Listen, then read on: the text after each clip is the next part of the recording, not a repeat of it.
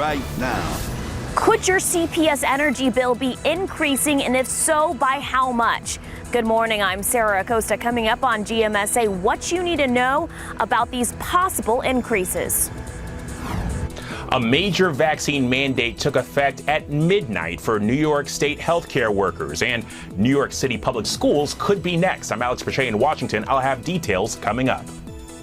And outside with live cam, cloudy and humid. No rain yet, but you can tell many of the ingredients are coming into place right now. We'll talk to Mike in a moment. Good morning, everybody. It's Tuesday, the 28th. Thanks for joining us this morning. Hope you had a good day yesterday. The temperature is pretty mild for the most part. It's very mild out there. Warmer, though, it seems like it has been in a number of days. And Mike is here with more on the update and our rain chances. Especially since we were, a few days ago down in the 50s and 40s in the hill country. And yeah, we're back up in the 70s right now. Plenty of clouds and 77 degrees. So we're more than 10 degrees above the normal low temperature. We may drop another couple of notches, but not very chilly this morning. 80 still at Stinson, 79 Castroville. And these numbers are definitely up. Remember yesterday we started getting into the low 60s. You can kind of smell the extra humidity. Well, now you feel it because we've got dew points well up. And I mean, that's kind of window dripping, sort of fog up your glasses humidity there at Stinson, Castroville with dew points up to 75. So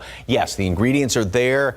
A lot of moisture in the atmosphere to get squeezed out with some of the showers and thunderstorms. There's nothing being picked up on radar right now, but there's that big low off there to the west of us, and this is just going to slowly work its way in our direction. And we'll see maybe a couple of showers late this afternoon, stray shower thunderstorm here or there, but then more going to be developing later on tonight. Mold, ragweed, and fall elm are all on the low side from yesterday's count. Temperatures, again, may drop another degree or two here or there. Mostly cloudy skies and very humid. Then this afternoon, 91, mostly cloudy. Again, a stray shower thunderstorm this afternoon, but more going to be developing tonight and in the overnight hours. Could see a round of potentially some heavy rain overnight tonight and then later on in the week. And we're still looking at some rain throughout a good chunk of the week and even into the first part of the weekend. Details coming up in just a couple of minutes. Mark? Thank you, Mike. New details this morning from CPS Energy as they consider a 10% increase on your bills. Now, it hasn't formally been announced yet, but we're told it's pretty much imminent. Sarah Acosta joins us live this morning with more. Sarah, good morning to you. Now, the question is when? Good morning, Mark. That's right. And we spoke with CPS Energy CEO and President Paula Gold-Williams. She says the utility company is under growing financial pressure. She is calling this a pre-rate increase consideration period. And of course, this all comes after that freeze we had back in February, and the energy company was slapped with $1 billion of gas and energy bills that the utility company was hit with. Other factors include the utility's core operations and investments. The current estimate for the increase is 10%, but it's not certain yet. Now, we're not done evaluating, fine-tuning, trying to figure out are there ways that we can actually shave some more costs. But in general, I would tell you, we believe that there might be a rate increase that we will come forward with. She says if a rate increase is approved, it won't. The board will vote on whether to make temporary changes to some of its routes due to staffing shortages. Instead of shutting down service completely, the plan is to trim down service frequency on half of VIA's routes for now. VIA says the pandemic put a pause on hiring and training. The union says COVID-19 also took bus drivers from work because they were battling the virus or in quarantine. Now to a strike to try to save San Antonio's symphony. The last time symphony musician called a strike was 1985. Management, known as the Symphony Society of San Antonio, proposed cuts to staff and decreasing benefits. That would mean reducing the 72 full-time positions in the symphony to 42 full-time positions. 26 others would be considered part-time. Musicians say part-time positions would not include health care benefits. Mary Ellen Gorey is a musician with the symphony. Says all the musicians had to compete to earn a spot with our symphony. Some even moved their families to San Antonio. I've been playing with the symphony 33 years. We own homes here. Many of us are raising families here. This is our city. This is our home. We're part of it, and the arts matter to us not only because it's our job, but because this is our home. The Symphony Society of San Antonio says they declared an impasse in negotiations. They expect the Symphony's season opener to continue on October 29th, but it's unclear how long this strike will last. In your morning headlines, thousands of Americans lining up for their Pfizer booster shots. This as others are facing the possibility of losing their jobs for refusing to get vaccinated. ABC's Alex Brachet has the latest from Washington. This morning across New York, thousands of healthcare workers face termination over the state's vaccine mandate. The deadline was midnight. The vast majority of the state's healthcare workers are vaccinated, but a vocal minority, 16%, aren't. I'm worried about nursing home staffing. 1 in 5 nursing aides have, refused to get the vaccine. The governor saying it's a significant deadline. It reflects my priority to just stop this virus dead in its tracks. We are over it. We are done. We want to move on. And the only way we can do that is to ensure that everyone is vaccinated. And New York City public schools are next. Stop the mandate! An appeals court decision cleared the way for the mayor to implement a deadline for teachers and staff there by Friday at 5 p.m. Similar mandates taking effect across the country. A North Carolina healthcare system fired around 175 staff for being unvaccinated. United Airlines has a mandate that goes into effect in a matter of days. Now, at least 7 employees suing to block it from taking effect. And NBA star Kyrie Irving, noticeably not at his team's media day in Brooklyn Monday, ESPN reporting it was due to the city's COVID-19 protocols, Irving declining to discuss his vaccination status. President Joe Biden got his booster shot and urged the millions who are still unvaccinated to get their first shots. It can save your life. It can save the lives of those around you, and it's easy, accessible, and it's free. As eligible Americans roll up their sleeves for the Pfizer booster, the CDC director trying to calm concerns. Walk, don't run to your booster appointment, and we will come and look at the data for Moderna and J&J in very short order. The Delta variant continues to spread among children. Last week, the U.S. recorded its 5th consecutive week of more than 200,000 new pediatric cases. Alex Brachet, ABC News, Washington. And time now is 4:38, and it's about 76 degrees out there. The Cowboys get a W on Monday Night Football in their home opener. We'll have highlights of their blowout win over the Eagles. Plus, the 2021 Spurs training camp kicked off yesterday with Media Day. Details on the change Coach Pop faces this season. And outside with Lycam, waiting on the rain. The when and how much? Well, that's up to Mother Nature and Mike Osterhage. We'll check in with him coming up.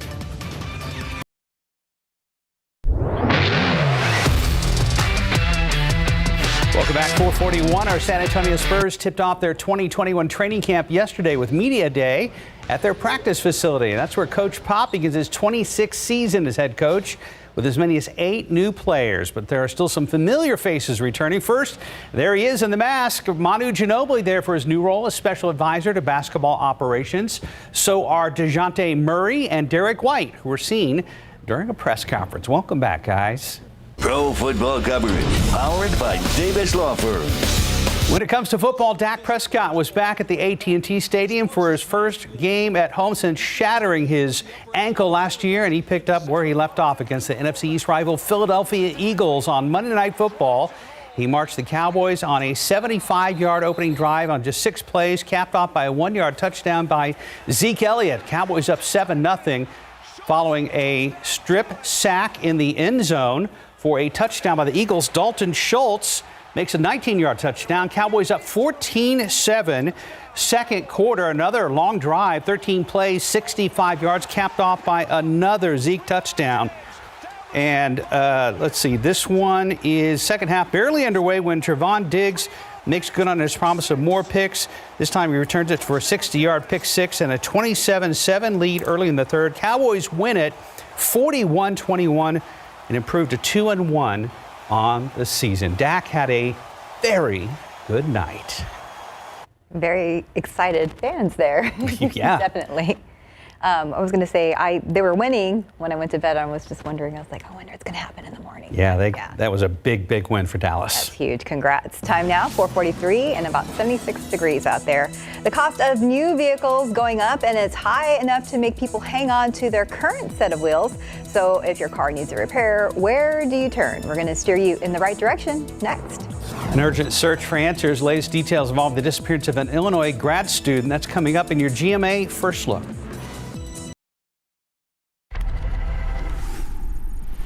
In this morning's GMA First Look, an urgent search for answers. What caused the death of 25-year-old graduate student Jelani Day? I'm very upset because I can't even look at my son's body. His body is deteriorated to the point where I can't even say a proper goodbye to him. Authorities calling the circumstances of his disappearance unusual. The way his vehicle was, it was off of a parking lot. That's very unusual to just find a car like that. As of this morning, no suspects have been identified. Investigators working now to retrace Day's steps in the days after he was last seen. Somebody knows something, somebody's seen something, and I need somebody to say something. Coming up at 7 a.m., we'll have the very latest on this developing investigation. With your GMA First Look, I'm Eva Pilgrim, ABC News, New York. With new and used car prices still surging, more people are trying to keep the current wheels running longer. But who should you trust when it comes to the cost of car repair? 12 on your sides, Marilyn Morris shows us when to DIY and when to go to a pro. When it comes to keeping his classic car beautiful and road ready, Ian Carr says it's all about maintenance. Classic cars are like classic people. The older we get, the more maintenance we need. Of course, even modern cars need proper maintenance and the occasional repair. But where should you take it? Consumer Report says that depends on the job. If your vehicle is still under warranty, experts say always take it to the dealer for a covered repair.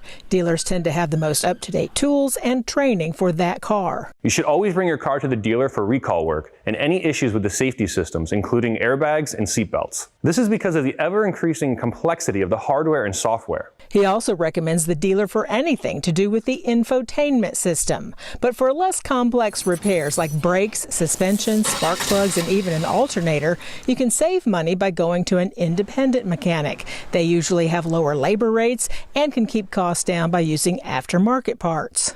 If you're willing to roll up your sleeves, you can always take care of some of the simplest repairs DIY. Do it yourself. Things like changing out air filters, wiper blades, and even headlights. With a car, it's basically you got it right or you didn't. The headlight goes on or it doesn't go on. How many things in life are that black and white? And you get the bonus of saving money at the same time. Marilyn Moritz, KSAT 12 News.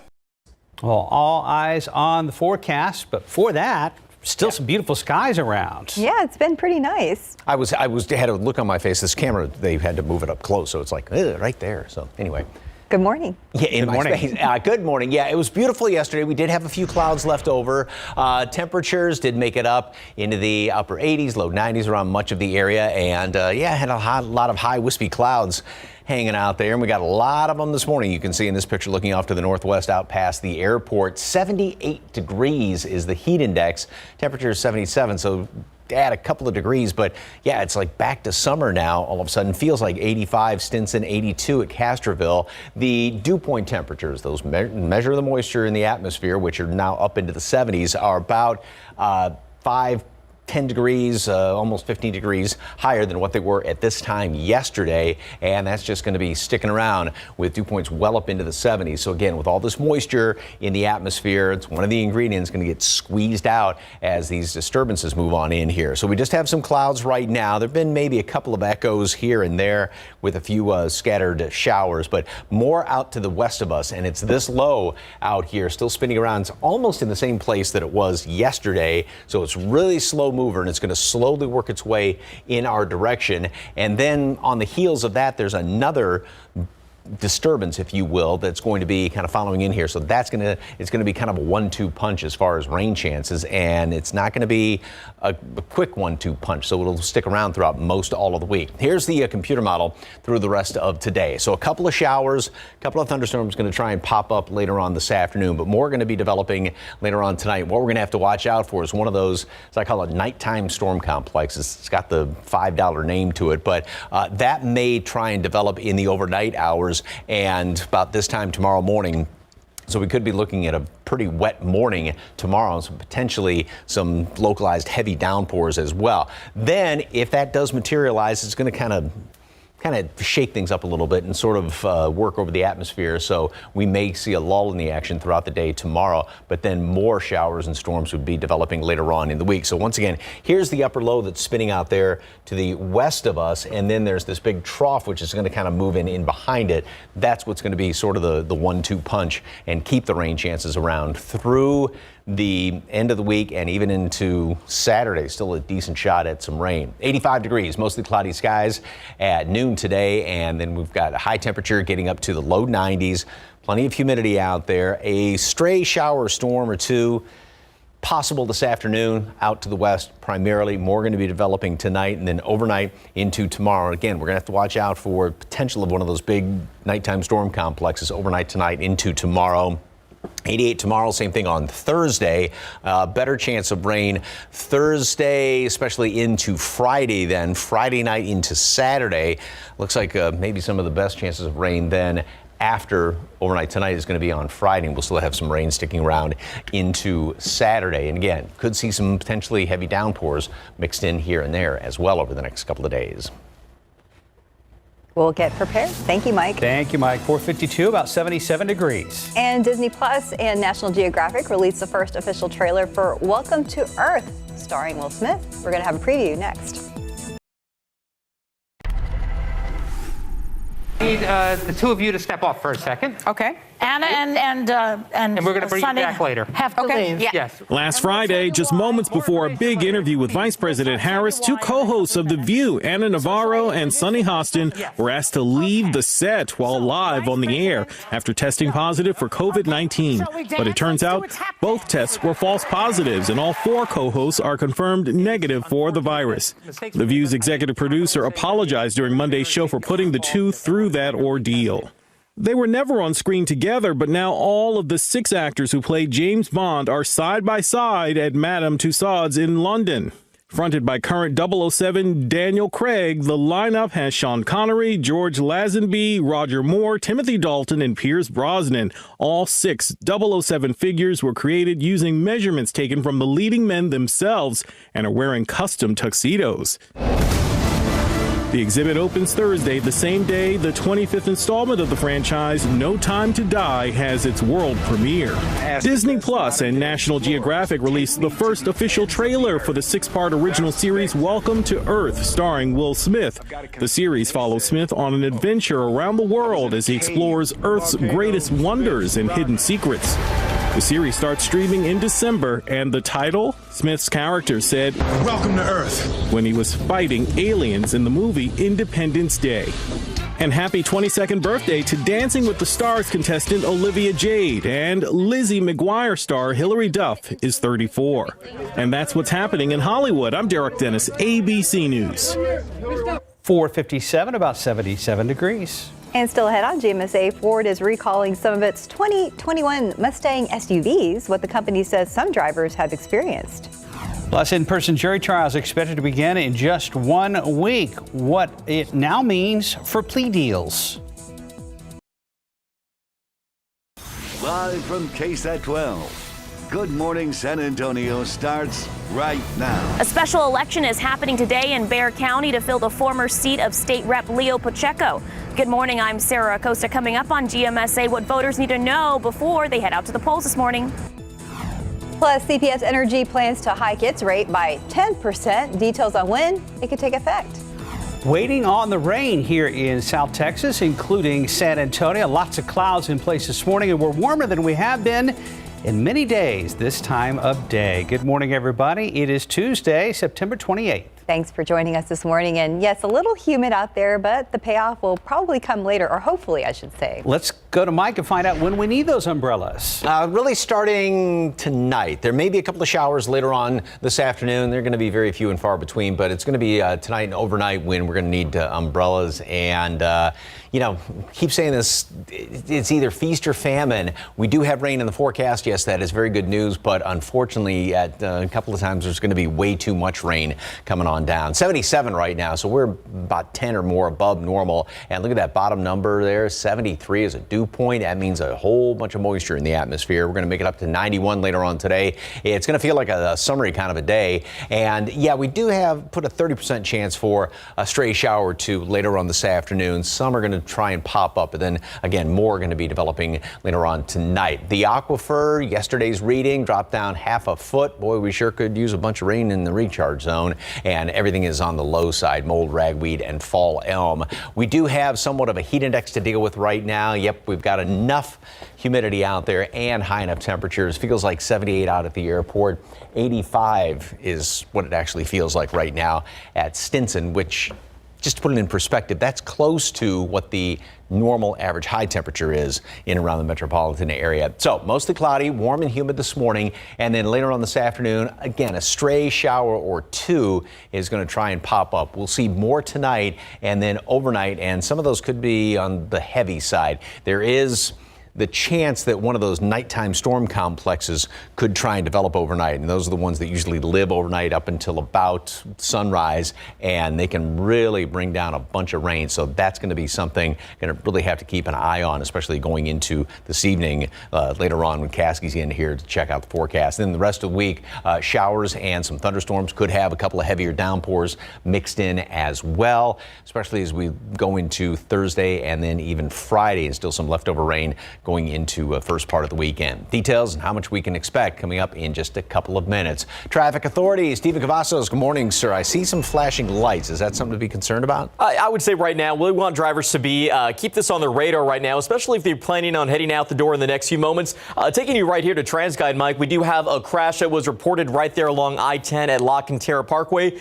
Thankfully, this is not on the highway. However, you see plenty of road flares out there this morning, indicating we do have some lane closures. As we bring you right here to the map, the frontage road is closed right in those eastbound lanes at La Cantera Parkway. Thankfully, it is still very early. We are not seeing the traffic building up in that area, but again, something to be able to look out for, especially if you're going to be heading out in the next few minutes there. But overall, it is still a pretty green morning here in the Alamo City and around some of our outlying areas. And as you can see, if you plan on traveling to San Antonio, these inbound times are still green across the board. Taking a look here, I-10 coming in from Bernie, 25 minutes, 27 on 281 in Bulverde, and just 26 minutes right now coming in from 35 and New Braunfels. But right now, this is the one thing that we're going to continue to watch here in the traffic lab. This crash is leading to those lane closures. You can see we do have plenty of flashing lights out there. A few folks are now getting out on the roadways. We'll continue to watch this closely and give you the updates right here on GMSA. Mark, Stephanie. Thank you for the update, Stephen. A special election happening in Bexar County today to fill the seat, former state rep Leo Pacheco. Sarah Costa is live with what voters need to know before they head to the polls today. Good morning, Sarah. Hey, good morning, guys. Yeah, first you should check to see if you actually live in this District 118 to see if this election applies for you. So if you live in the southern or eastern parts of Bexar County, just head to the county's website and you can check to see if you live in District 118. Now, polls will open from 7 a.m. to 7 p.m. Results will be posted on KSAT.com when early voting returns are released around 7 o'clock tonight. Now, Pacheco, a Democrat, gave up his seat in the Texas legislature last month to take a job at San Antonio College. 5 candidates have filed with the Texas Secretary of State's office for the election. That includes Democrat Katie Farias, a member of the Southside Independent School District Board of Managers, Republican John Lujan. Now, John Lujan actually had this seat at 118 back in 2016. Democrat Desi Martinez, prominent trial attorney, and Democrat Frank Ramirez, the former zoning and planning director for the city of San Antonio. Also, Republican Adam Slayer, the 2020 GOP nominee for the seat. Now, Pacheco has endorsed Ramirez to fill the seat. Also, who's endorsed Ramirez? Judge Nelson Wolf, San Antonio City Councilwoman Adrian Rocha Garcia, and San Antonio City Councilman Jalen McKee Rodriguez, all endorsing Ramirez. That's according to the Texas Tribune. Again, polls open at 7 a.m. this morning. They will close at 7 p.m. Just head to KSAT.com at 7 o'clock tonight to see those results. Live from downtown, I'm Sarah Costa, KSAT 12 News. Back to you guys. Thank you, Sarah. CPS Energy anticipating a rate hike of about 10%. That could change as the utility company considers several factors, CPS Energy CEO and President Paula Gold Williams says the February freeze and the $1 billion of gas and energy bills the utility was hit with are a part of the decision. Other factors are with the utility's core operations and investments. This would be the first increase in 8 years. Gold Williams says a rate increase probably would not appear on your bill until early spring, but CPS Energy's board and the San Antonio City Council would have to approve it first.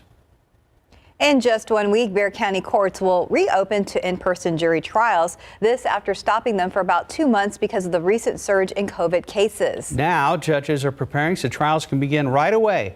Our Erica Hernandez spoke with one judge about the caseload and cutoff time for plea deals. The hallways are quiet at the Covina Reeves Justice Center, but come next week, you can expect to see more people around as jury trials are set to begin.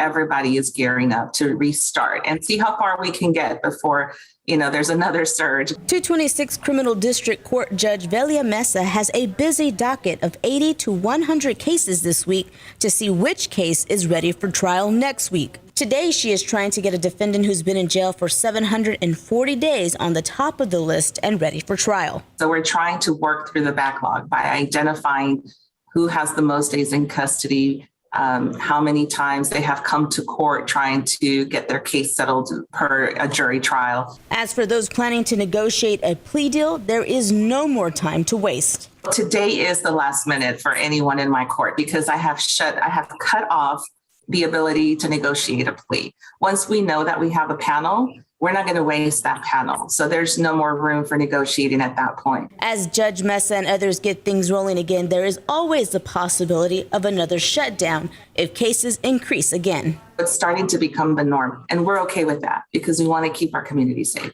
And just a reminder, the mask mandate is still in place here at the courthouse. What that means for those not directly participating in a trial or sitting in a gallery, you will still have to wear your mask.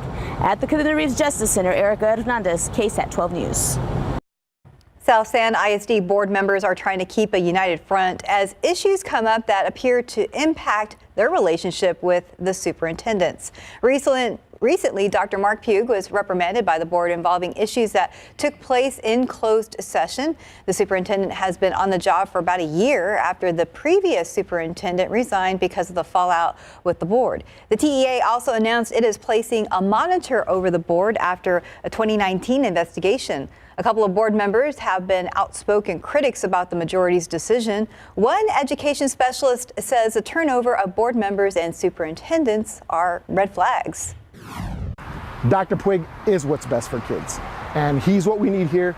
My hope is that the TEA will move quickly and protect our superintendent because all the evidence, all the data, if you go back and look at the meetings, is laser focused on kids. The South San ISD board president says he is trying to get the board to be professional and lead by majority. There's a lot more to this story, and you can read it right now on our website at KSAT.com. The next board meeting is Thursday. Time right now, 5:09, about 76 degrees. And still ahead on GMSA, a warning for people who drive the 2021 Mustang. Is that the new Mustang with the SUV? The Mach-E. The Mach-E. Okay, why Ford is now recalling the vehicle. Plus, oil prices at highest level in nearly 3 years. How much a barrel is going for next in your consumer news. And taking a look outside with live cam this morning, we're starting in the mid-70s, not too bad, but a little humid out there, so you might want to prepare for that rain. We'll be right back. And welcome back. It's 5:12. In your consumer news, U.S. crude oil closed at its highest level in nearly 3 years yesterday. It rallied $2, closing at $75.45 a barrel. That's the highest close since October 3rd, 2018, and the first time it's closed above $75 a barrel since mid-July. The gains suggest prices at the pump will remain high despite the fact that demand typically peaks in late summer. Ford Motor Company recalling some of its 2021 Mustang Mach-E vehicles. The automaker says windshields have not been bonded properly and that they could separate from the vehicle in a crash. Nearly 18,000 vehicles are affected by this recall. In addition to that, Ford announced more than 13,000 Mach-E's are also recalled for similar bonding concerns with its glass sunroof. Owners of affected vehicles are advised to visit their dealers for a reinstallation free of charge. And time now is 5:13, and it's about 77 degrees out there. Still ahead on GMSA this morning, Fitbit's newest fitness tracker, the Charge 5, available as premium adds sleep and relaxation content. Plus, the creators of TikTok hit a big milestone. Those details are next in your tech news. Truthfully, it's frustrating to see how fast dust reappears. But dusting with a cloth is a pain. And dealing with a bulky vacuum is such a hassle. Ugh. So now we use our Swiffer Sweeper and dusters. The fluffy fibers, they pick up dust easily, grabbing it in all those hard-to-reach places. Gotcha. And for our floors, Sweeper's textured cloths lock all kinds of dirt, dust, and pet hair. Unlike my vacuum, it sneaks under and around places. Look at that. Dust-free and hassle-free. Stop cleaning, start Swiffering. No matter what wakes you up in the middle of the night, Nature Made helps you win the night. Our Back to Sleep supplement is scientifically designed to help you relax and quickly fall back to sleep naturally. Nature Made, the #1 pharmacist-recommended vitamin and supplement brand. Your shipping manager left to find themselves, leaving you lost. You need to hire. I need Indeed. Indeed you do. Indeed Instant Match instantly delivers quality candidates matching your job description. Visit Indeed.com/hire. In today's Tech Bites, a major investment from Ford. The automaker is creating more than 10,000 jobs to build electric cars. It's building 4 new factories, the biggest ever manufacturing investment in Ford's history. The company says by 2030, electric vehicles will be 40% of sales. The latest Fitbit is now being shipped out to customers. The Fitbit Charge 5 is slimmer than earlier versions. It has a touchscreen and color display, and it costs $180. The tracker debuts as Fitbit Premium, adds sleep and relaxation content. Finally, how popular is TikTok? The short-form video app says it now has 1 billion monthly users. Its popularity took off early last year as the pandemic was starting, and it is not slowing down. In August, TikTok's monthly users were up 25% from a year ago. Those are your Tech Bites. Have a great day. 5:18. Let's go ahead and check in with Stephen Cavazos about the situation at I-10 in the La Cantera area. Yeah, we still are seeing some closures out there, Mark and Seth. I-10 at La Cantera. You can see from this shot at TransGuide, we have some flashing lights out there. Obviously, some road flares in the back. Very difficult to make out where this crash actually occurred, where we can't see it from this shot at TransGuide, that is. However, we do know that it is on the frontage road there along I-10 at La Cantera. Let's go ahead and bring you to the map right now. This is, again, there on the frontage road of those eastbound lanes. Right now, we are not seeing any delays. It is still very early on in the morning to where not a lot of folks are out there right now. And if you are maybe just grabbing your cup of coffee still at home, we did send a push alert out there. So be on the lookout for that if you're out in the northwest area and travel through I-10 in the morning. But bringing you down here to 410, we do have some bridge work that will be going on at least up until October 11th. It will lead to the closure, full closure that is, of the State Highway 151 eastbound lanes right at Cable Ranch Road. Again, this started yesterday, but should be wrapping up by October 11th. Taking a wider look at the map, though, it has been a relatively quiet start aside from that crash off I-10. Bringing you to TransGuide one last time, taking our eyes off that for just a quick moment and a look around town. Things are pretty quiet this morning. Still a few folks out there, not a whole lot of issues except for that crash. And as always, make sure you are moving over and slowing down whenever you see those flashing lights. Give our first responders a break, guys. Yes, sir. Thank you, Stephen. With the potential for some weather coming up here in the next few days, grab your phone right now. Okay, I'm going to tell you, well, yes, and then what you can do is a little bit later on, an easy way to download the app. We got to make it even easier for you. Don't hardly, it's like going to a restaurant when you do the menu. So hang on 1 second. All right, Taylor McClellan, another beautiful sunset. Missed a few the past couple of days, but yes, you definitely made up for it. Thank you very much for that. Sunrise, I don't think is going to be too great today, nor sunset. Maybe in some places a decent sunset. We do have the marginal risk for some strong to potentially severe storms west of I-35. High winds and hail would be the biggest threats with those. Also some hefty downpours out there to the west. So we're going to start to see some showers developing later on this afternoon. 1 or 2 of them out there, but most are going to be waiting until later on tonight. And this, a lot of computer models are kind of in agreement that we're going to have sort of one of those nighttime storm complexes. And again, this is one of those that broad brush type computer models, but moving through in the overnight hours and then early tomorrow morning, one of those nighttime storm complexes, and then things kind of settling down just a little bit throughout the afternoon. I think we'll still have a few showers around here, and then it It's going to get going again on Thursday, and especially Thursday night, excuse me, into Friday. And during the day on Friday, we're going to have more of these showers and some potentially heavy downpours. And also going into Saturday again, maybe a couple of heavier downpours there. And then rain should start to taper off once we get into Sunday, just a couple of scattered ones. But really tonight through Saturday is when we're going to see the majority of the rain. And we're going to see widespread 1 to 3 inch rain amounts, primarily out in portions of the hill country where it looks like most of that. And then there's going to be the heavier localized downpours on top of that. So that's what we're going to have to watch out for. Tonight being one case with that, and then also going into Thursday night and Friday, and then Friday late. 85 degrees today at noon, mostly cloudy skies. Maybe 1 or 2 of those showers or thunderstorms popping up later on this afternoon. 91 for a high temperature, but especially tonight, overnight into tomorrow. And then we're going to be seeing more showers and a few thunderstorms around here as we go into Friday as well as Saturday. Now, as your phone, take a look at that. That's one of those QR codes. All you have to do is just put your phone on that thing and it's going to easily download the app. You can allow for notifications on that as well. And that's when you're going to get, if there's rain in the area, something like that. Also, when we're not on the air, we do the app casts, and you can get those on your phone, as well as easy way to download. Let me jump back there. I just jumped past it, but an easy way to download the weather app, or excuse me, to download the radar too, to take a look at that. I'm going to jump ahead here real quickly once again since I've moved past it there. But yeah, just put your camera on that thing right now, and you can download the app very, very easily.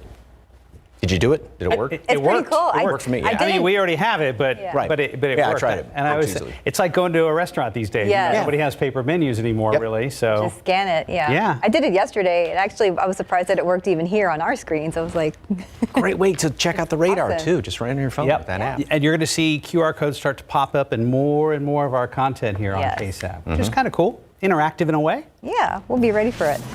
Time now is 5:23 and about 77 degrees out there. First full trailer for American Underdog is out. We're getting a look at which songs are still in the Billboard Hot 100. That's next in your morning spotlight. All my life, I've defined myself through sports. I've always come up empty. Coach, I can win for you. You need to start thinking about life after football, son. Here's a look at the first full trailer for American Underdog about Kurt Warner, who went from working in a grocery store after no NFL team drafted him to winning the Super Bowl and landing in the Pro Football Hall of Fame. American Underdog opens December 25th. Dear Evan Hansen's star Ben Platt originated the role on Broadway, where he dazzled audiences, including the actress who'd end up playing his big screen mother, Julianne Moore. Ben was probably about 2 minutes into singing his song, and I turned to my daughter and I was like, I've never seen anything like this. He was so alive and immediate and musical and full and modern, and it was just, I was like, wow, you know, it's hard to do that.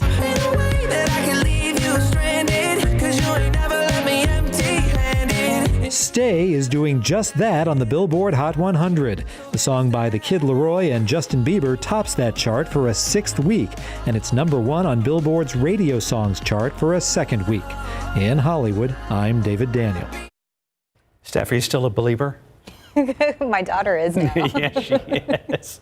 Nice. 5:27 on your Tuesday morning. Glad you're with us right now. It's 77 degrees. Plus, the federal government remains on course toward a shutdown, what it could mean for Americans if a funding bill deal is not reached. A surge in child hospitalizations around the country. We'll have a mandate update on when shots could go, actually be ready to go in a little one's arms. And millions of Americans apply makeup every day, but have you ever wondered what's in that makeup? And is it actually safe to put on your skin? We're going to have the details on GMSA at 6. San Antonio police are searching for a driver who they say is now responsible for a death. Good morning, I'm Katrina Weber. They tell us the victim of that hit-and-run crash late last night has died. I'll tell you more about it. And taking a look outside with live cam this morning, we're in the mid-70s, but not really feeling like fall early in the morning, but we are expecting some rain. Good morning, everybody. It's Tuesday, September 28th. Thanks for joining us. Hope you had a great Monday, and the chances of rain begin. Yeah, at least put eyes on your umbrella in your car, at home, just to make sure you know where it's at. Right, Mike Osterhage? Yes, indeed. I was just thinking, remember this time last week? We were waiting for that front to come through. Yeah. Anyway, yeah, it's back to kind of summery conditions with very, very warm temperatures, a lot of humidity, and yeah, some pretty good rain chances. And fall weather was great, but it is good that we do have some rain in the forecast. Unfortunately, there's going to be too much in some instances. 77 degrees right now. We're more than 10 degrees above normal, and the dew point has really gone up. It's about, 10 degrees on average, higher than what it was even at this time yesterday. Wind is out of the south at roughly 5 miles per hour, and in and around the hill country and, well, from here in town, everybody's pretty consistent thanks to the cloud cover and thanks to all that humidity. Temperatures are well up in the mid and even some upper 70s. Everything's on the low side as far as mold, ragweed, and fall elm. Mold's probably going to be going up in the next few days, just given the fact that we do have a lot of rain in the forecast. 85 at noon, 91 for a high temperature today. Couple of stray showers going to try and develop this afternoon, more likely later on tonight and then overnight into tomorrow. And we could be seeing, even starting overnight tonight, some pockets of some very heavy rain with one or two of those heavier nighttime storm complexes trying to develop, and then more throughout the rest of the week. Details on that coming up in just a couple of minutes. Traffic Authority, Stephen Cavazos, what's the latest, sir? Hey, good morning, Mike. Well, as we take a look around town, things are relatively quiet for most of these shots that we're seeing at TransGuide. US 90 at 36, looking a little bit busier there, though. I-37 is Southeast Military, just a few folks out there. So we've seen some scattered activity this morning, but right now the main concern is going to be this crash that we've been talking about for almost an hour now here on GMSA I-10 at La Cantera. You can see we do have flashing lights out there along with some road flares indicating that we are seeing a closure out there due to that crash. And as we bring you to the map, though, this is right there along those frontage roads at I-10 eastbound at La Cantera Parkway over on the city's northwest side. So as we mentioned a little bit earlier, if you're just waking up and grabbing your phone, you may have seen a push alert from us through that KSAT app notifying you guys of that crash out there. So make sure that you are planning accordingly, because right now those frontage roads are still closed. However, the highways are still pretty green. As we take a wider look outside of the map, it's been a pretty quiet morning aside from that crash over there off I-10. The map showing the loops are looking pretty good at this hour, and so are the inbound times if you're traveling to San Antonio in the next few moments. Taking a look right now, pretty green from Seguin, go with 28 minutes on I-10, 22 minutes coming in from 87 and Lavernia, and 27 minutes, that is, coming in from Floresville. Taking one last look here at this crash, we're going to continue to watch this closely, and as always, make sure you have your eyes on the roads as well. Mark, Stephanie? Thank you, Stephen. A driver who left the scene after hitting a man downtown will be facing even more serious charges. San Antonio police say the man who was hit died overnight. This happened on Navarro Street near College. Katrina Weber is there with a live report. Now, Katrina, do police have any leads? Well, from what they've shared with us, it sounds like they have a very basic description of the car, either a dark-colored or black Dodge Charger. It doesn't sound like they have any information on the person who was behind the wheel. The victim in this case was a man in his 30s. Police say he was either walking in or crossing the street here in the 500 block of Navarro when he was hit after 9 o'clock last night. They say witnesses told them that dark-colored Dodge Charger kept going. The victim was rushed to a hospital. At the time, police told us he had life-threatening injuries. However, the medical examiner's office this morning confirmed that that man died later at a hospital. They have not released his name at this time, and right now police are continuing to search for that car that was involved. Reporting live downtown, Katrina Weber, KSAT 12 News.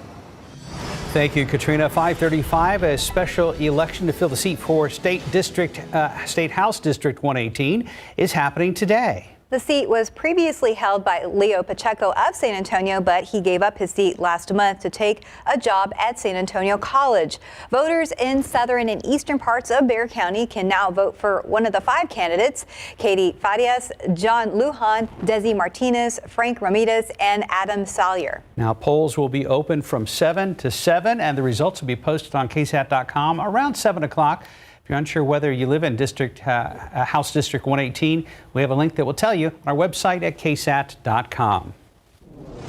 The federal government remains on a course toward a shutdown. This after Senate Republicans blocked a funding bill the House passed. Congress must pass that bill in the next 3 days. If not, the measure would avert the shutdown and raise the debt ceiling.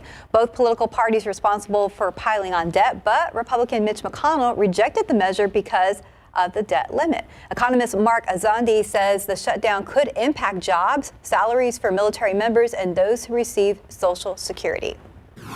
If you get a check from the federal government one way or the other, you may not get that check. And Congress will need to reach an agreement before midnight Friday to avoid a shutdown. Texas lawmakers keeping the election in mind as they plan how to divide the districts for the congressional map. Republican legislators releasing their first draft of how they hope the lines will be drawn. The Texas Tribune pointed out the draft protects incumbents while reducing the number of districts where Black and Hispanic residents make up a majority of eligible voters. State's current congressional delegation has 36 seats. 23 are Republicans, 13 are Democrats. The new congressional map would give Texas 38 seats and 40 electoral votes in future presidential elections. First draft will likely be challenged and changed before it's passed the state legislature and signed into law. In your morning headlines, the South Korean Defense Ministry says North Korea has launched what's believed to be a short-range ballistic missile today. The missile landed off the east coast of the Korean peninsula. According to South Korea's Joint Chiefs of Staff, South Korea's Defense Ministry calls the missile launch regrettable. Japanese state media reported the projectile appears to have landed outside Japan's exclusive economic zone. Now to the unconditional release of John Hinckley, the man who tried to assassinate President Ronald Reagan. The former president's daughter now speaking out about the decision.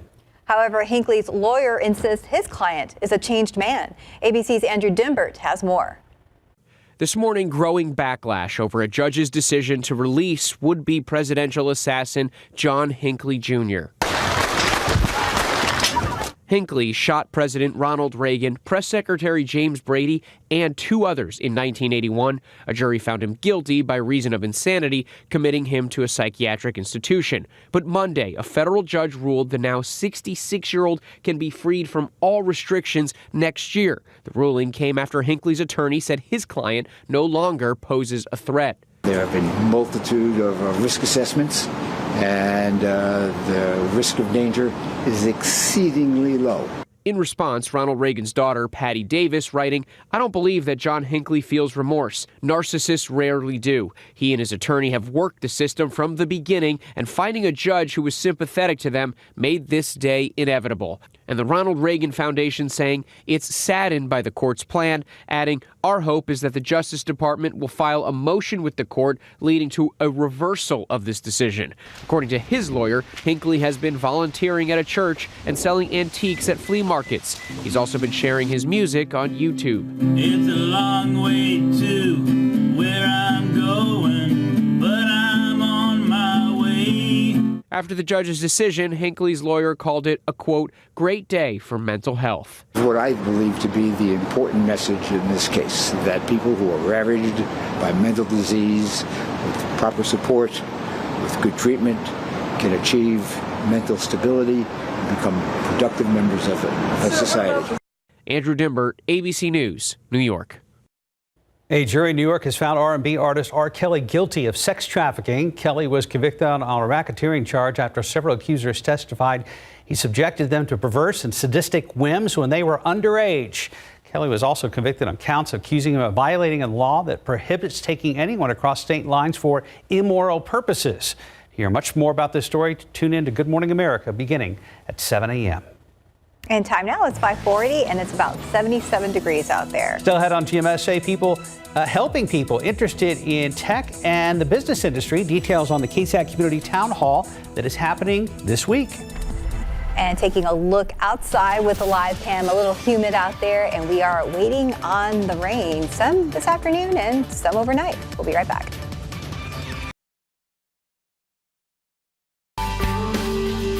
Just about 5:43. Welcome back and good morning. We're live streaming a town hall tomorrow to preview San Antonio Startup Week. Startup Week is held in October and brings more than 2,000 entrepreneurs to downtown San Antonio. The town hall will be hosted by our Max Massey and Tiffany Huertas.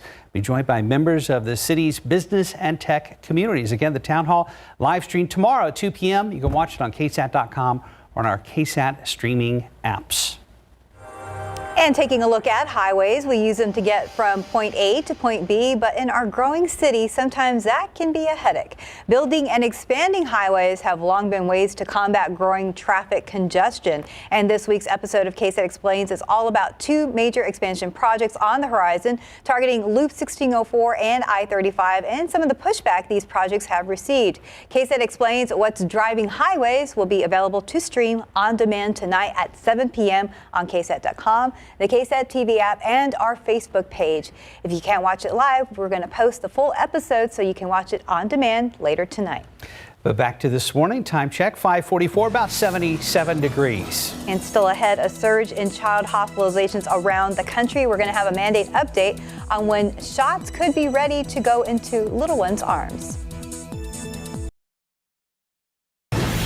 CDC data shows that 258 is the average number of kids under 18 sent to hospitals with COVID every day last week. This week, cities and states around the country are putting mandates in place to try to keep more kids from getting sick as vaccine manufacturers work on a vaccine for kids aged 5 to 11. And CNN's Brett Conway has a mandate update and a look at when shots could be ready to go into little ones' arms.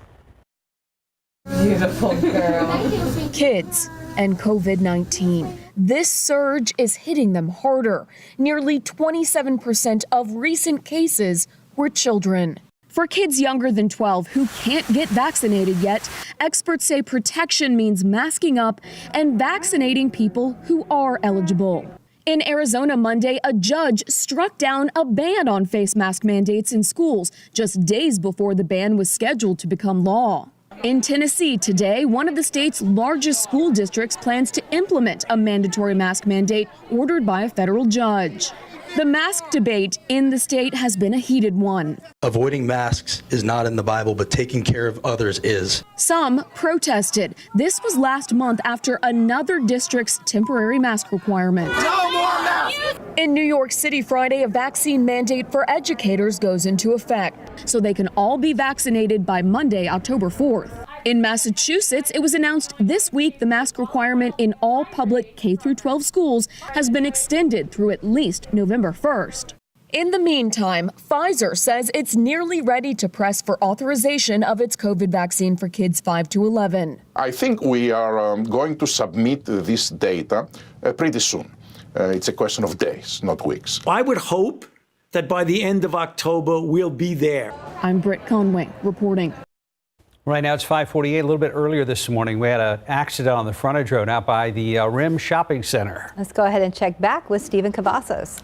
Yeah, we do have some good updates here, Mark and Stephanie, as we take a look there at I-10 at La Cantera. Very dark now. As you can see, some of those flashing lights have just left that area. That is where that crash occurred, and it looks like I may have disappeared there as well. But as we take a look right now from this shot there, you can see that we do have some remaining road flares out there right now, but those should be dissipating probably within the next half hour or so. But taking you right there to the map, that crash did occur there on I-10 eastbound at La Cantera Parkway. It was not causing any issues there on the road. We were still seeing a lot of green on the screen, which is obviously a good sign. But keep in mind, those road flares will probably be out there for the next half hour or so, but not causing any issues, thankfully. It is a quiet morning. We told you about some construction that has since wrapped up off 410, but make sure that you are planning accordingly if you're going to be heading out the door in the next few moments. As we take one last look here at TransGuide, different shot there at I-10 at La Cantera. A few more folks out there this morning. Make sure that you're taking it easy out there on the roads, but there's still plenty of time to grab that cup of coffee, guys. Thank you, Stephen. Thank you. There I am. That's Roadrunner. We're cheating. We looked at it. Okay, I got to look at this. What do you think? Okay, so oh, now I see it. I see it, and the beak is actually aiming towards you. It's like like it turned around. Like it took a left turn. Oh, okay. You see it? Okay, so here's the beak. Yes. Yeah. And it's like, look, it's running that way, but looking back. Yeah. I think that's what I'm going with. And you almost mimed it perfectly, Mike. If this was a theater class, you nailed it. Yeah, not my intention, but a great picture. Thank you very much for the. Isn't that funny? Have you ever? When was the last time you just sat there and looked up at the clouds and imagined stuff? So it's been a while. Me too. No, I just did it right now.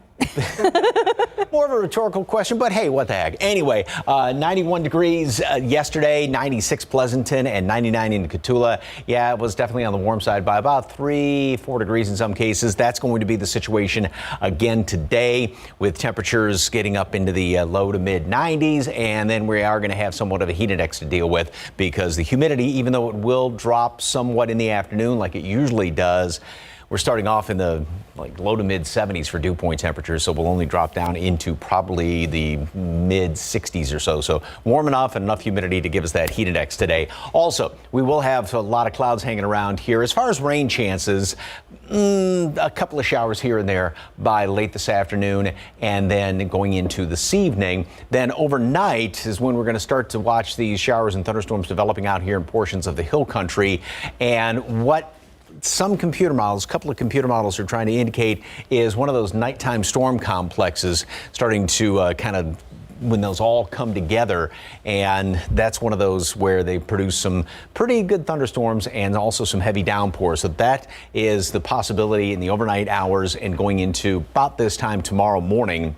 A lot of times these do kind of fizzle out, if you will, right about the time the sun starts to come up. Now, if that does happen, that's going to sort of work over the atmosphere, so we won't have as much in the way of rain throughout the day tomorrow. And then we'll start to see a few more of those showers and thunderstorms trying to develop by the afternoon hours or later on in the evening hours.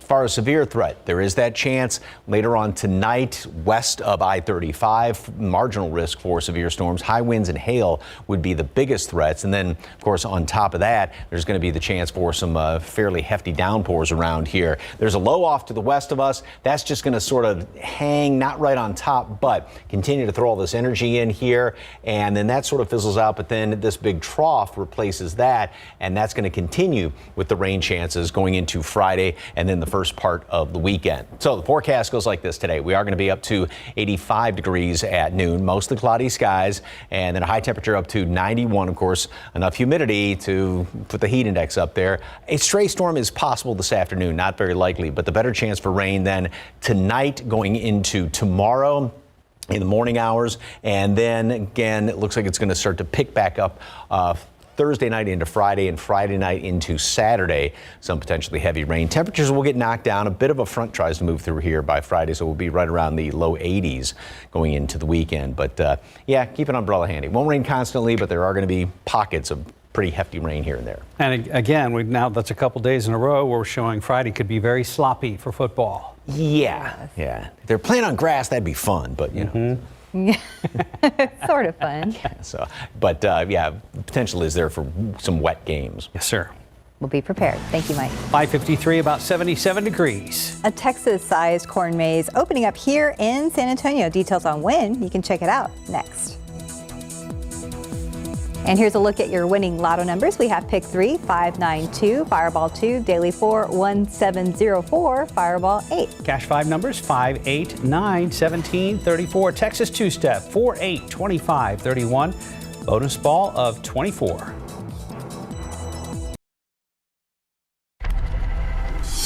Good morning. Coming up here on GMA, Robin's exclusive interview with former President Obama on everything from what's happening in Washington right now to the border, as he gets ready to break ground on his presidential center on the south side of Chicago. You'll see that and so much more coming up right here on GMA. If you're looking for something fun to do with family and friends, Trader's Village is opening up a Texas-sized corn maze this Saturday. There are actually 3 mazes across 10 acres. A pumpkin patch and petting zoo are included with the price of admission. For info on times and ticket prices, go to KSAT.com. Still ahead on GMSA today, a very latest on an explosion at an apartment building in Sweden. More than a dozen people have been hurt in that overnight blast. We will have some details.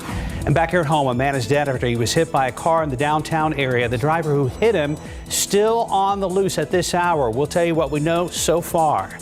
And TransGuide right now, we had an accident earlier, but it has cleared. Right now, TransGuide showing us 410 at Evers. No problems. 281 at Hildebrand looking great going in and out of downtown. We'll go back to Stephen in just a bit.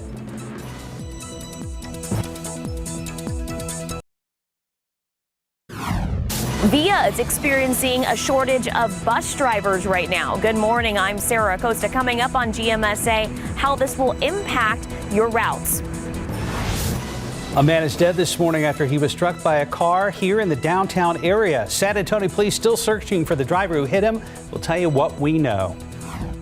And taking a look outside with live cam this morning, we're starting in the mid 70s. Not really feeling like fall, but there's a payoff coming soon. Live from KSAT 12. Good morning, San Antonio starts right now. Good morning to you. It is Tuesday, September 28th. Happy Tuesday. Thanks for joining us this morning. You have some time to grab coffee. It's 6 a.m. I'm expecting the rain, so either way, even if we don't get it right away in the afternoon, I think we should just pack that umbrella in the car. We should. Just have it as an accessory this week. And Mike, it sounded like you will need it more towards the end of the week versus today. Not today, you're correct on that, but overnight tonight and then early tomorrow morning is probably going to come in handy. And yes, then toward the end of the week, it's kind of a 1-2 punch, if you will, as far as this goes. So we've got this low out here. You can see that thing spinning out there to the west of us. And think back to yesterday, that really has not moved. It's a slow moving system, and that's going to continue with that counterclockwise rotation just to throw energy on in here. And we're going to see some developing later on, maybe late this afternoon, but primarily tonight and in the overnight hours as far as showers and thunderstorms. Mold, ragweed, and fall elm are all on the low side. Mold's probably going to be going up in the next couple of days, just given the fact that we do have some pretty good rain in the forecast. Temperatures 77 right now. We may be kind of hard pressed to dip down into the 70s or into the mid 70s this morning. And then we're going to make it up to 85 today at noon, and then a high temperature up to 91. Now I've got the little graphic in there for a thunderstorm. That's a stray storm that may pop up again this afternoon. But like I said, the better chance of rain is going to be tonight, overnight into tomorrow. And then, yes, we'll have more waves of rain coming on in here Thursday, then especially Friday as well as Saturday. How much rain are we going to be getting, and will it kind of come to an end after a while? Any more fall temperatures? All those answers coming up in just a couple of minutes. Traffic Authority, Stephen Cavazos. All right. Haven't seen any flashing lights on any of the cameras around here. Well, we have it on the rotator right now, Mike. In just a few moments, you may see some flashing lights, and that's just because some construction is wrapping up there at 410. But let's take a look right now and see how things are showing up here on these TransGuide shots. 37 at Carolina, 37 at Hackberry. Still a few folks out there this morning, but we know we're about an hour away from that morning rush. So right now, though, things are shaping up to look pretty good, at least from these shots at TransGuide. 410 at Jackson Keller. Just some construction be on the lookout for, and we'll get to that a little bit later this morning because it does look like it should be wrapping up momentarily. But as we bring you to the map, though, it is still pretty dominant color that we've been seeing all morning long. All that green along 410, 1604, even on 35 right now. Not spotting any issues. We did have that crash off I-10 at La Cantera Parkway that did lead to the closure of the frontage road there, but that has since cleared out. So that's some good news if you're going to be heading out in the northwest area to maybe downtown in the next few minutes. But as we bring you to these inbound times, it's also still pretty green across the board. Pretty pleasant drive coming in from Pleasanton on 37 with 28 minutes, 16 minutes coming in from Lytle, and 18 minutes coming in from Castroville on Highway 90. But as we bring it back to TransGuide one last time, there's 35 at New Braunfels. Few more folks there, a little bit of heavier traffic in some of these shots, but thankfully it's pretty clear for the moment. But another big story we're covering this morning are staffing shortages at VIA, and it's causing them to make some changes. Our Sarah Acosta is live this morning with the details. Good morning, Sarah.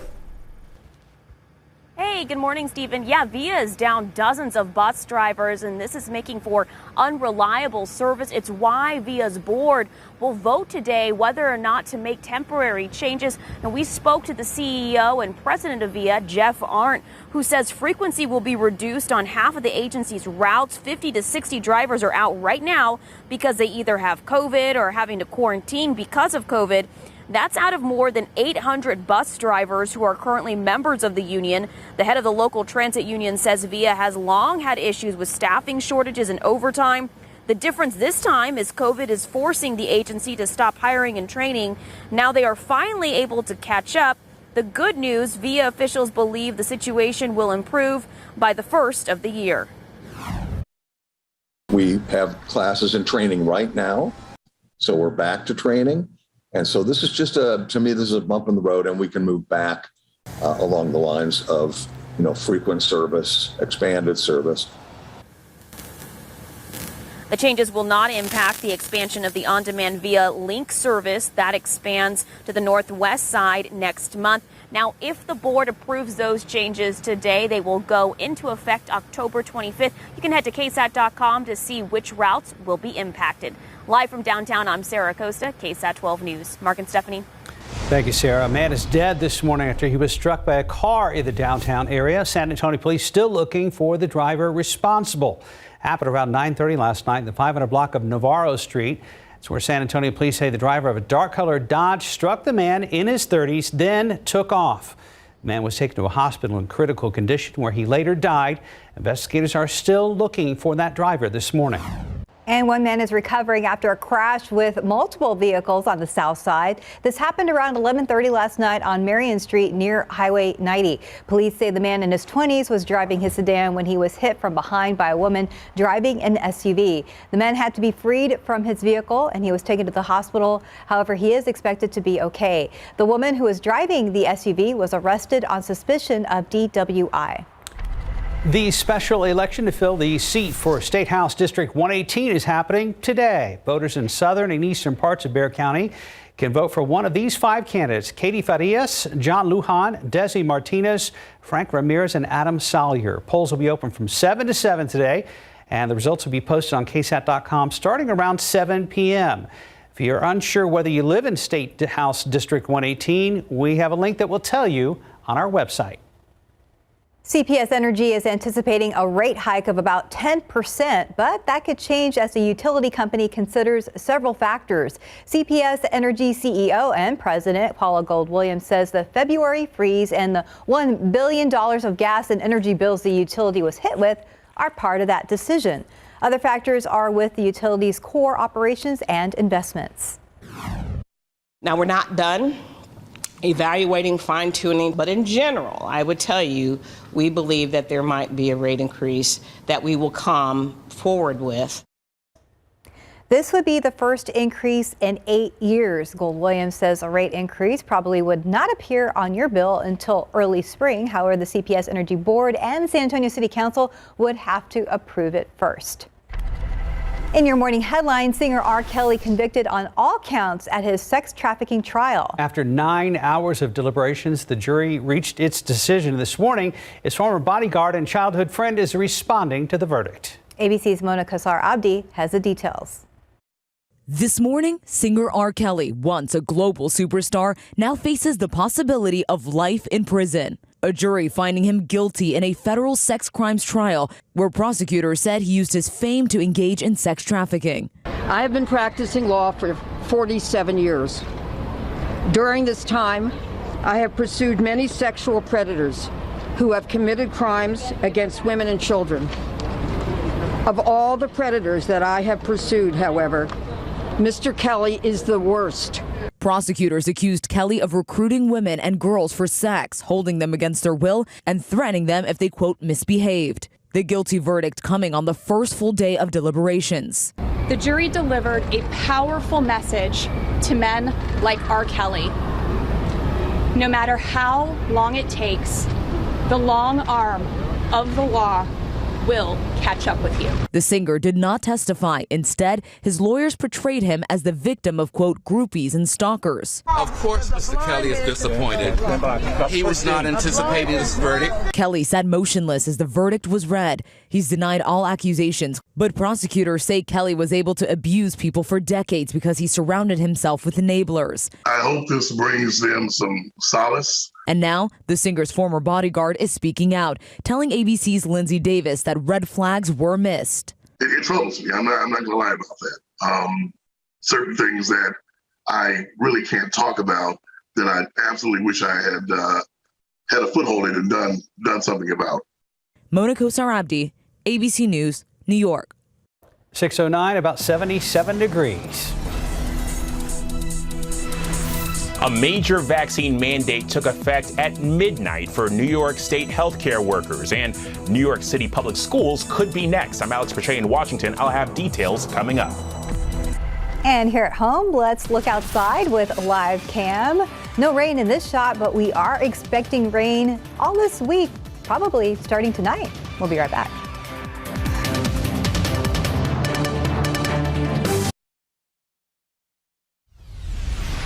6:13 new this morning in Japan. The government there says the coronavirus state of emergency will end this Thursday. This comes as infections are slowing down there. The virus restrictions will be eased gradually. This is the first time Japan will be entirely free of emergency requirements in more than 6 months.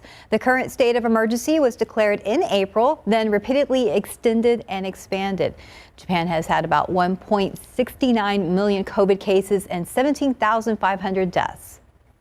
Thousands of Americans are lining up for their Pfizer booster shots while others face the possibility of losing their jobs for refusing to get vaccinated. A major mandate taking effect in New York State, another set to affect New York City schools in a matter of days as the president makes a plea to the unvaccinated. ABC's Alex Brachet has the latest from Washington. Good morning. A major vaccine deadline hit at midnight for New York State healthcare workers. It's just the latest in a series of vaccine mandates taking effect across the country. This morning across New York, thousands of healthcare workers face termination over the state's vaccine mandate. The deadline was midnight. The vast majority of the state's healthcare workers are vaccinated, but a vocal minority, 16%, aren't. I'm worried about nursing home staffing. 1 in 5 nursing aides have, refused to get the vaccine. The governor saying it's a significant deadline. It reflects my priority to just stop this virus dead in its tracks. We are over it. We are done. We want to move on. And the only way we can do that is to ensure that everyone is vaccinated. And New York City public schools are next. Stop the mandate! An appeals court decision cleared the way for the mayor to implement a deadline for teachers and staff there by Friday at 5 p.m. Similar mandates taking effect across the country. President Joe Biden got his booster shot and urged the millions who are still unvaccinated to get their first shots. It can save your life. It can save the lives of those around you. And it's easy, accessible, and it's free. The Delta variant continues to spread among children. Last week, the U.S. recorded its 5th consecutive week of more than 200,000 new pediatric cases. Alex Brachet, ABC News, Washington. 6:15. Go ahead and check in with Stephen Cavazos about the situation there off of Loop 410. Yeah, thankfully, this is just construction. So some good news because some road work improvements are happening right now there. Loop 410 at Old Pearsall Road. We told you about this a little bit earlier during the newscast. It's not been causing any issues throughout the morning, but now that we are inching closer to that morning rush, let's see how things are shaping up right now on the map. Still pretty green there off Loop 410 southbound at Old Pearsall where that construction is taking place. As you saw, there's plenty of TxDOT crews out there with some indication that you should take it slow when you see them out there. Give them a break because they are working to improve the roadways. But we are starting to spot some of these stalls popping up here on our map. You can see this one here off I-35 southbound at Benton City Road. It's not causing any issues at this hour. It's near Von Ormy. So again, just make sure you're checking those vehicles because we see that continue a little bit further up here off I-35 northbound at Rittiman. Another stalled vehicle there. But thankfully, these stalls and that construction have not caused any delays. We did have that crash a little bit earlier. That wasn't causing any issues out on the roadways as well because it is still thankfully very early in the morning. Green seems to be our favorite color right now, so we love to see it. But bringing it back here to Loop 410 at Old Pearsall Road, we do have those flashing lights. So as always, make sure you're moving over and slowing down and make sure you have that cup of coffee with you when you hit the roadways this morning, guys. Good idea. We like to see that green, Stephen. Definitely. Thank you, Stephen. Time to roll that school bus, Mike. Yes, indeed. Hopefully it's going to be a smooth commute for the rest of the morning as the buses hit the road. And temperatures, we're in the kind of mid-upper 70s right now and may fluctuate a couple of degrees here and there, but we'll still stay almost 10 degrees above normal. Plenty of humidity as well. 91 for a high temperature today. Same thing as yesterday. We're going to be about 3-4 degrees above normal. And a stray storm or two is possible this afternoon, but then more likely later on tonight. We have not seen many pictures from Mr. Engemiller. I believe I'm pronouncing his last name correctly. I'll just say Ryan, but it's a gorgeous one. Thank you very much. Doesn't even look like, it looks like a painting, you know? Well, and it checks all the boxes for Mike Osterhage. Well, it's got the windmill on it. The windmill, yep. Yield and yeah. Very nice. Thank you very much for that one. And looking outside right now, as you can see, we got plenty of clouds hanging around here. And these temperatures, everybody is way, way above normal. Big, big difference from even what we had just a couple of days ago over the weekend when temperatures were down in the low 60s and even some upper 50s. So about, 15, almost 20 degrees warmer than what it was over the weekend at this time. And here's one of the reasons for it. It's the humidity, which these dew points are well up into the upper 60s and low to mid 70s, up about 10, 15 degrees compared to this time yesterday. And with all that extra moisture around here, that's going to be squeezed out with some of the showers and thunderstorms. So nothing is showing up on radar right now. And where we are watching is this, or where we're looking and what we're watching is this low out there in western New Mexico. It hasn't moved all that much from this time yesterday, and it's going to continue to sort of edge its way in our direction, and then that's going to help to fire up some showers and thunderstorms. There is the marginal risk that some of those could be on the strong to severe side, and that's going to be pretty much later on tonight and in the overnight hours. High winds and hail would be the biggest threats with that as far as severe weather is concerned, and then on top of that would be some potentially heavy rain. So by dinner time, we're going to start to see a few of those showers and thunderstorms. Again, this is that broad brush computer model, so one or two of them, but then as the night rolls on, these are going to start to organize a little bit more, and there is the chance for one of those big nighttime storm complexes to develop and work its way across the area in the overnight hours and up through about this time tomorrow. Then we'll just have a few lingering showers and thunderstorms throughout the day. More are going to start to fire up. Then we get sort of another wave coming through here, and that's going to be Friday, during the day Friday, overnight, and into Saturday. More potentially heavy rain around here, and then things should finally start to taper off once we get into Sunday and then the first part of next week. And overall, widespread 1 to 3 inch rainfall amounts across the area, and then the heavier pockets on top of that. 85 degrees today, mostly cloudy skies at noon, and a high temperature up to 91. Again, a stray storm or showers possible later on this afternoon, but then more likely tonight. We are going to have good potential, and obviously you're going to have to keep watching things later on tonight to see if that nighttime storm complex does indeed develop, and then more showers and thunderstorms. Not constant rain, but very good chances of rain all the way through Friday, Saturday, tapering off finally Sunday. Would you be surprised at all, Mike, to see a few storms linger into the GMSA hours tomorrow morning? No, not at all. Okay. A lot of times those nighttime storm complexes, they kind of get going and they last all the way up until about sunrise and then start to die off. And if that happens, then we'd have lesser chances of rain throughout the day tomorrow. Okay. It kind of beats up the atmosphere a little bit. So if we don't get that, then we'd probably have a better chance of rain throughout the day. But yeah, tomorrow right now is looking, or tomorrow morning at this time, it's looking to be on the wet side. All right, we will be prepared then. Okay. Thank you, Mike. 621, about 77 degrees. And still ahead on GMSA, some big plans from one of the biggest automakers in the U.S. After the break, we're going to tell you about Ford's electric push. We made a promise to our boy Blue that we would make the healthiest foods possible with the finest natural ingredients and real meat first. And that's our promise to you and your dog or cat. Because when you love them like family, you want to feed them like family.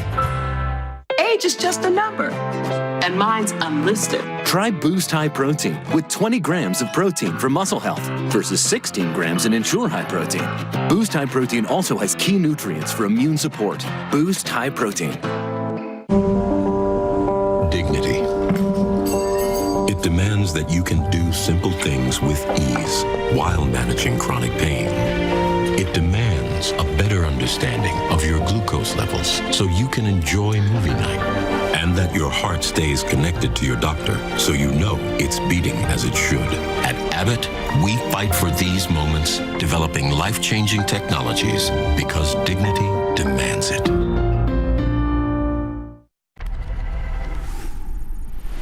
In this morning's GMA First Look, an urgent search for answers. What caused the death of 25-year-old graduate student Jelani Day? I'm very upset because I can't even look at my son's body. His body is deteriorated to the point where I can't even say a proper goodbye to him.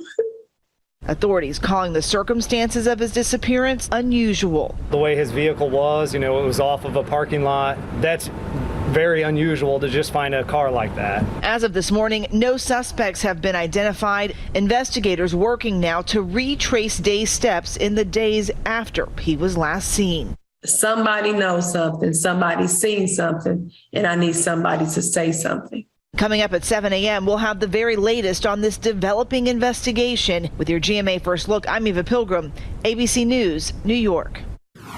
Topping today's tech news, a major investment from Ford, the American automaker, creating more than 10,000 jobs to build electric cars. It's building 40 factories, the biggest ever manufacturing investment in Ford's history.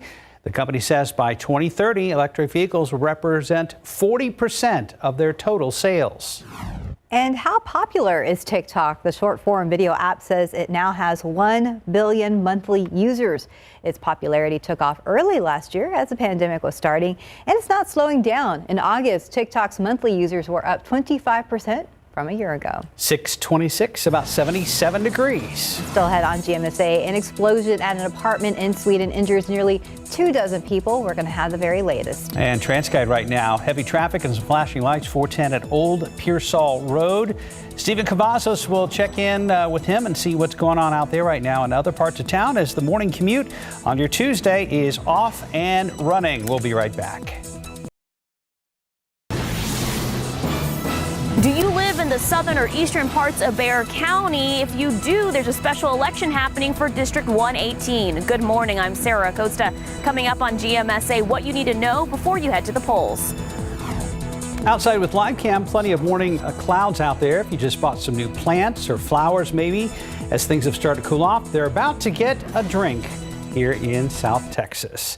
Good morning, everybody. It is Tuesday, September 28th. Happy Tuesday. Thanks for joining us. Yeah, I think it's time for some rain. You know, we'll water the plants and the grass, so we wouldn't have to do that by ourselves. We get a little help. That's right. We get a break on the water bill and the electric bill, too. Mike Osterhage. Hopefully so, yeah, because, you know, the air conditioning, which you didn't need for the weekend, late last week, started to run again because temperatures went up. Humidity's been going up. It's very warm and humid starting off this morning. We are in the mid and upper 70s around much of the area. Dew points at 73, so that number is up at least about 10 degrees compared to yesterday and up about, 25 degrees compared to where we were late last week and over the weekend. Uvalde 72, Del Rio 78, Rizzo Springs 73, really consistent temperatures. I mean, 76 there in Hondo, so everybody is, thanks to the cloud cover, thanks to the humidity, has pretty consistent readings all across the area. Mold, ragweed, and fall elm are all on the low side, and mostly cloudy, warm and humid this morning. And then throughout the rest of the day, keep a lot of clouds around here, a little bit of sunshine thrown in. There's a chance for a stray storm late this afternoon. One or two of them. And then as we go into dinner time and the evening hours, we'll start to see a few more of those showers and thunderstorms developing, especially out to the west. Showers and some storms tonight and overnight. And we could see some heavy downpours. There's a chance for one of those big nighttime storm complexes to develop. So we'll have to be on the lookout for that. And that would last in through about this time tomorrow. And then throughout the rest of the week, we're still going to have more showers and thunderstorms around here. Excuse me. And that's going to continue on, it looks like Friday, even into Saturday, and then start to taper off later on in the weekend. Temperatures will also be going down toward the end of the week. We'll talk about that coming up in just a couple of minutes. Traffic Authority, Stephen Cavazos, been pretty quiet this morning. It has, Mike, but we are keeping our eye here at Loop 410 at Old Pearsall Road. You can see that we do have some of these flashing lights out there this morning. That's because working with our friends at TransGuide telling us that some construction is going on out there. However, the San Antonio Fire page has listed a crash in that area. We are working to try to find out exactly where that is, but right now we can tell you that it is getting a little bit busier. In fact, saw a school bus driving up there a little bit earlier, so we know those school buses are already out on the roadways. Even more of a reason you want to be extra careful this morning. As we take you to the map, that construction again happening in those southbound lanes right off of 410. Again, we have not spotted exactly where that crash was detected, but we're going to continue to watch this area closely. Still have a few stalls though. They're off I-35 southbound at Benton City Road, and the other stall right up here off I-35 northbound, that is, right at Rittiman. So again, make sure you are checking those vehicles before you get on the roadways. We are getting closer to that morning rush, so we know that could be an issue, especially if you are experiencing trouble on the highways. But thankfully, we are seeing green almost across the board. 87 from Lavernia with 24 minutes right now. As we tell you every day, we tend to see a little bit of a yellow that pops up there each morning. So make sure that you are preparing accordingly. Pack your patience this morning with your cup of coffee. We're watching this closely, and we'll have more updates right here on GMSA and throughout the morning. Mark, Stephanie. Thank you, Stephen. New this morning, a pregnant woman sent to the hospital after a crash on San Antonio's north side.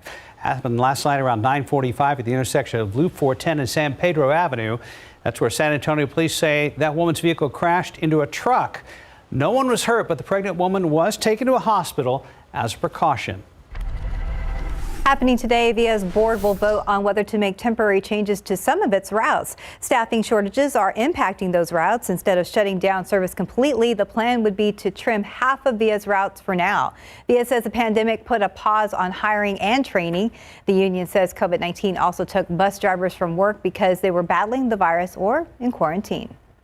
Democrat Leo Pacheco stepped down from his seat in the State House of Representatives last month, and a special election to fill that spot is happening today. Sarah Costa is live downtown with what you need to know before you head to the polls. Good morning, Sarah.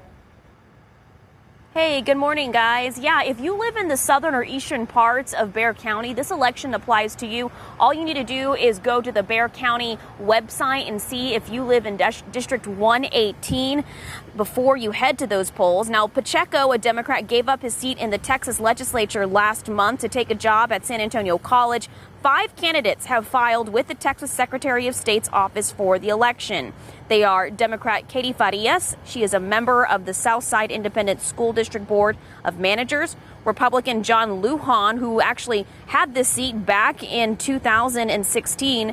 Democrat Desi Martinez is a prominent trial attorney.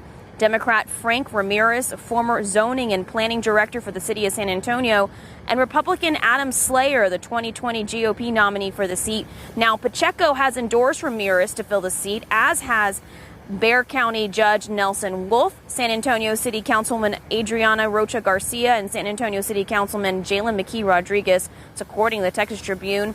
There'll be 30 voting centers for eligible voters to cast a ballot. Now, those polls open in just about 30 minutes or so at 7 a.m. They close at 7 p.m. and you can head over to KSAT.com at 7 p.m. to see those early results. Live from downtown, I'm Sarah Costa, KSAT 12 News. Mark and Stephanie.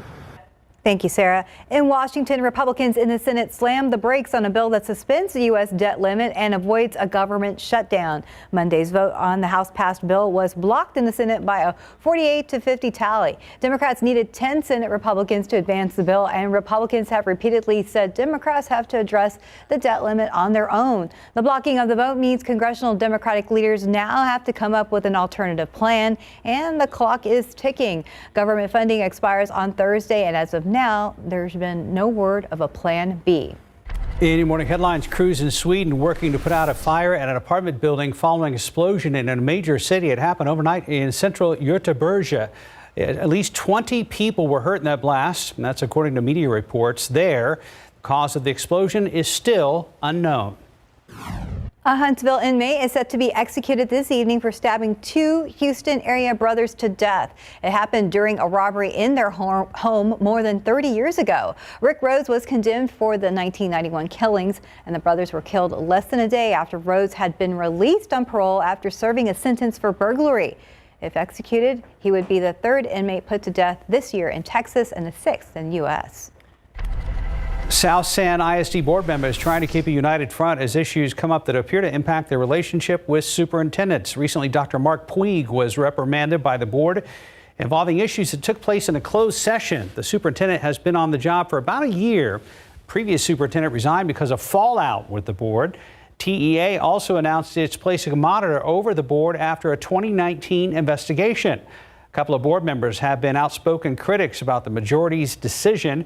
One education specialist says the turnover of board members and superintendents are red flags. Dr. Puig is what's best for kids, and he's what we need here. My hope is that the TEA will move quickly and protect our superintendent, because all the evidence, all the data, if you go back and look at the meetings, is laser focused on kids. South San ISD board president responded saying he's trying to get the board to be professional and lead by a majority. Still a lot more to story this read right now on KSAT.com. The next board meeting is coming up on Thursday. A San Antonio mother who prematurely delivered twins while battling COVID is now recovered, and soon she will get to bring home her babies from the hospital. Officials at the Baptist Health System say 20-year-old Janie Sacero delivered twin girls on August 12th, shortly after testing positive for COVID. She went to St. Luke's Women's Center, where she delivered the babies about 7 weeks early. Both babies are still in the neonatal intensive care unit at St. Luke's Hospital and may be able to go home within the next 2 weeks. I got the vaccine after I delivered, My doctor recommended me to get it during the pregnancy, but I was scared. And I actually would recommend it to get it after, because since I'm breastfeeding, everything that I take or do goes to the babies, so it helps them fight it off. And health officials are recommending that pregnant women and lactating women get the COVID vaccine. Right now it's exactly 6:39, where it's about 76 degrees. And still ahead on GMSA, what researchers are saying about toxic chemicals that could be in your makeup. And welcome back at 6:42. The global cosmetic industry is currently worth over $530 billion, and online sales for the last year recorded a 23.6 growth margin. But what are consumers really paying for when it comes to their makeup? Turns out the products people put on their faces every day could be toxic. Sarah Costa has details. Blush, lip gloss, eyeshadow, mascara. Do you know what your makeup is made out of? A powder of some sort, but that's it. I have no clue.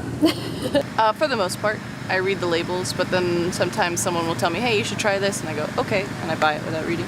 Researchers at the University of Notre Dame say more than half of the cosmetics sold in the U.S. and Canada likely contain high levels of toxic chemicals linked to serious health conditions, even cancer.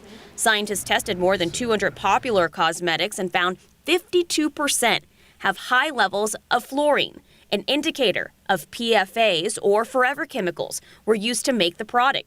PFAs, commonly known as Teflon, are used in non-stick frying pans, stain-resistant rugs, and firefighting foam. One simple way to find out if your makeup is toxic, look for these 4 ingredients on the label. If you have makeup products with PFAs, the best thing to do is throw them away. If you have a cosmetic complaint or fear you've had a reaction to PFAs, you can find more information at fda.gov/cosmetics. I'm Sarah Costa, KSAT 12 News. Back to you. And we've all been stuck in traffic before trying to get from point A to point B. In a fast-growing city like San Antonio, highway expansion projects are a common way to try to ease some of that congestion on our roadways. That's the top of this week's KSAT Explains.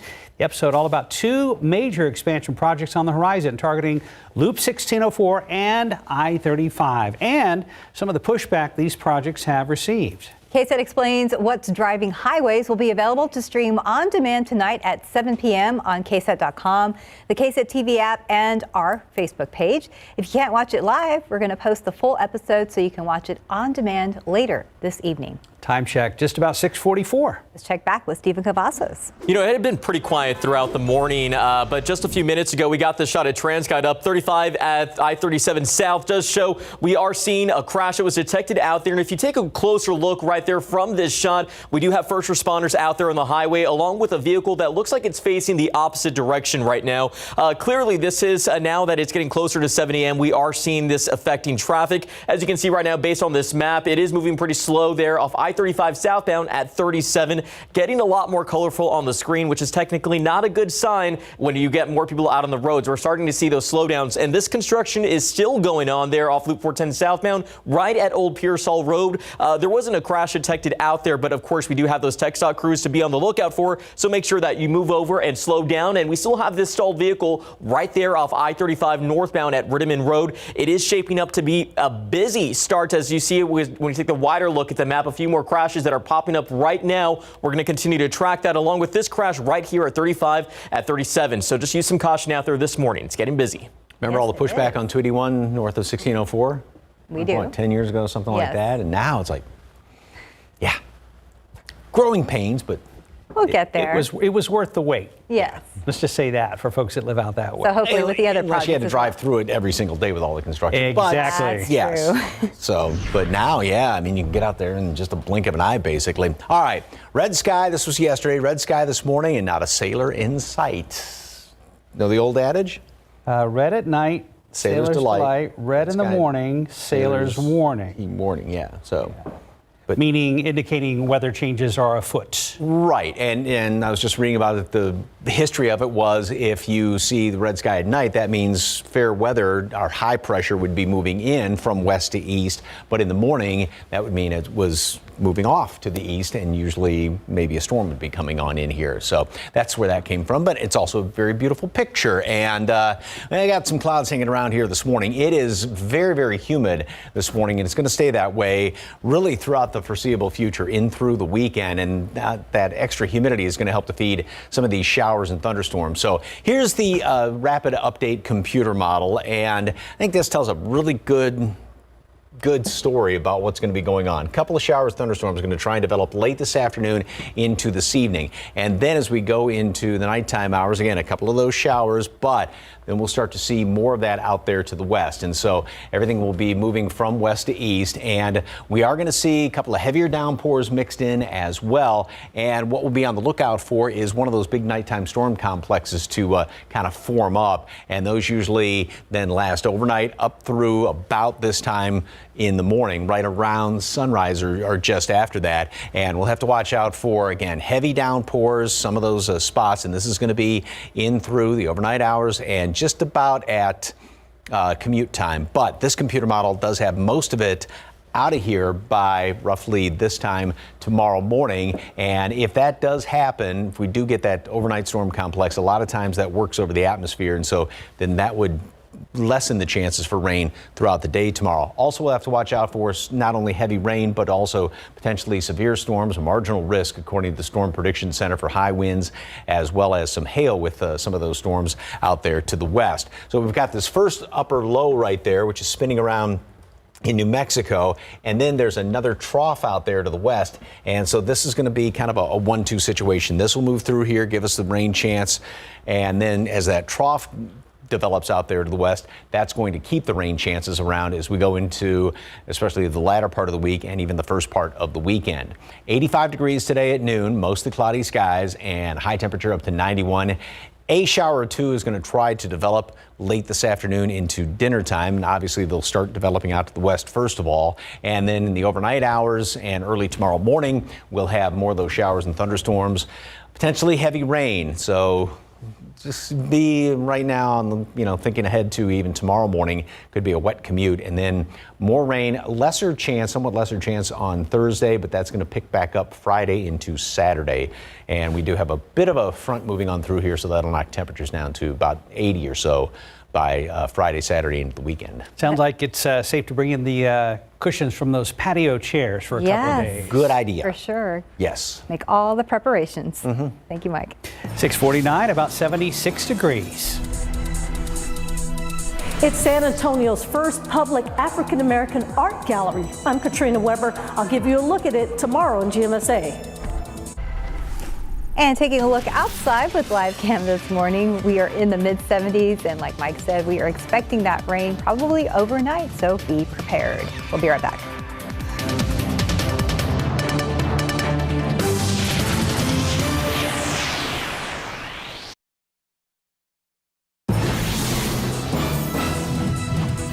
Beautiful girl. Kids and COVID-19. This surge is hitting them harder. Nearly 27% of recent cases were children.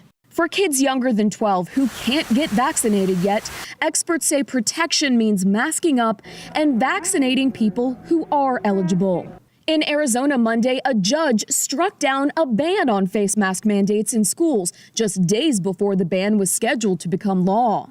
In Tennessee today, one of the state's largest school districts plans to implement a mandatory mask mandate ordered by a federal judge. The mask debate in the state has been a heated one. Avoiding masks is not in the Bible, but taking care of others is. Some protested. This was last month after another district's temporary mask requirement. No more masks! In New York City Friday, a vaccine mandate for educators goes into effect, so they can all be vaccinated by Monday, October 4th. In Massachusetts, it was announced this week the mask requirement in all public K-12 schools has been extended through at least November 1st.